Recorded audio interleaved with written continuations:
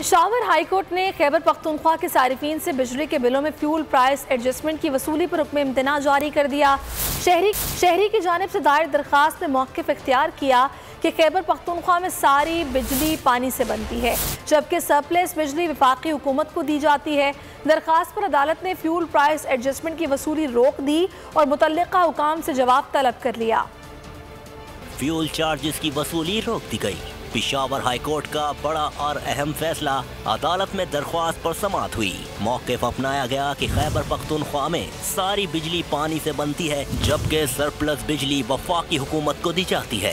KP सारिफीन से fuel charges की वसूली गैर कानूनी है, क्योंकि खैबर पख्तूनख्वा बिजली की पैदावार में खुद कफील है और सिर्फ इन इलाकों से ये वसूली होनी चाहिए। दरख्वास्त पर अदालत ने फ्यूल प्राइस एडजस्टमेंट की वसूली रोक दी और इस हवाले से मुतल्लिका हुक्काम से जवाब तलब कर लिया। एक बार फिर नंबर 1। सब्सक्राइब करें और बेल दबाएं ताकि कोई खबर रह न जाए।